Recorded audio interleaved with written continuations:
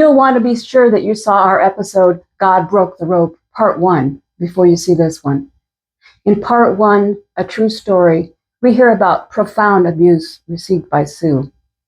We hear how her pain became so great that, in spite of knowing Jesus, she tried to take her own life, still praying as she did so. God made it clear that it was not her time.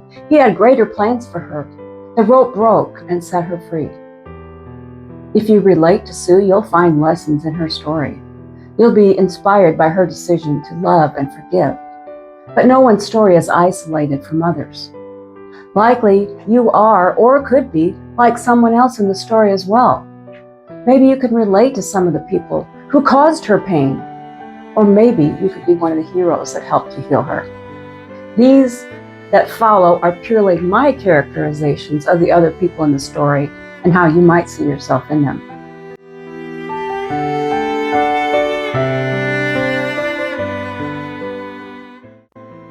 First, Dad. It's clear Dad knew the value of hard work and teaching it to his children. As a trash collector, he hated to see something be discarded when it could be put to good use. He brought clothing from the trash for his children to wear. He taught his children to help the building project by carrying bricks, to shop, to cook and clean for the family, to tend gardens and do hard labor on the farm. None of these things are bad. Children can benefit from being taught hard work, responsibility, and frugality. But Dad taught the wrong lessons when he dropped bricks on the children's feet and beat them with boards and pipes. Dad did damage when he withheld his love and calls his children worthless. If you're like Dad, you may present excuses for your behavior because maybe you were treated the same way, or because you weren't ready for marriage and children, and they dashed your dreams for something different.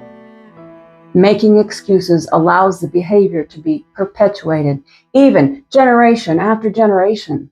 God says the sins of the fathers will be visited on the children for 7 generations. Let me emphasize, that doesn't mean the sins have to be repeated, just that the effects will last. If you are Dad, don't wait until social services catches up with you. Don't wait till a teacher reports you and sends the police to your home. You know you're doing wrong.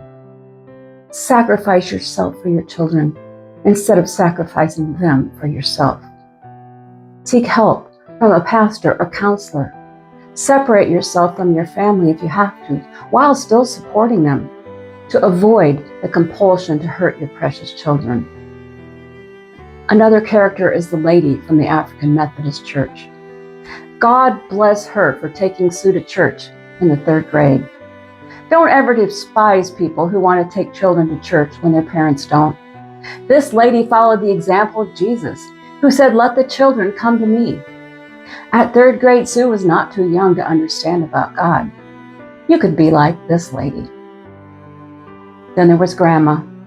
God bless Grandma, who gave Sue the nickname SusieQ and gave her a safe place to enjoy childhood.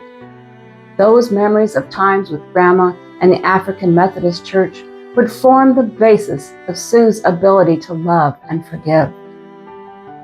Likely, Grandma knew some of what was going on, and she chose to provide a safe place for healing. Mom. Apparently, Mom was relatively okay until she had back surgery and was unable to care for the baby. Likely, she felt guilty over allowing her husband to continue the abuse, and maybe fear for herself if she stood up to him. Fear of the unknown and the shame of leaving him with no means of support. She may have even felt she was doing the right thing by honoring her husband.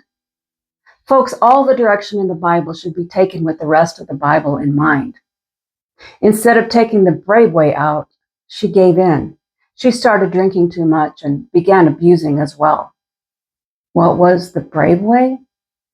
Praying, asking for help from God, confiding in a pastor, a friend, or a judge, anyone who would listen and help, and protecting her children.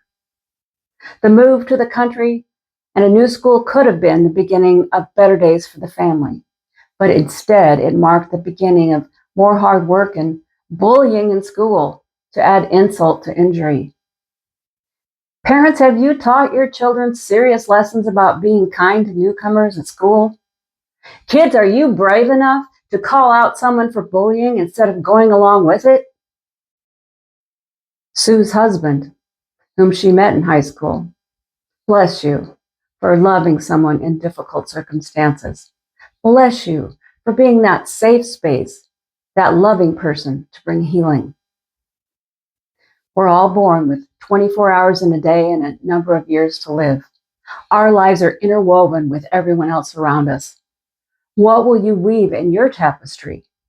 You have a choice to be a cord that binds or a love that heals.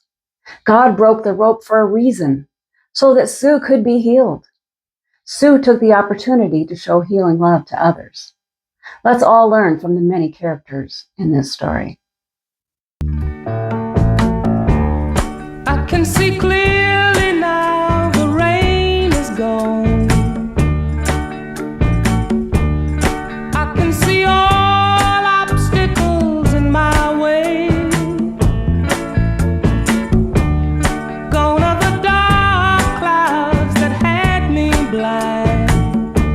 It's gonna be a bright, bright, bright, sunshiny day. It's gonna be bright.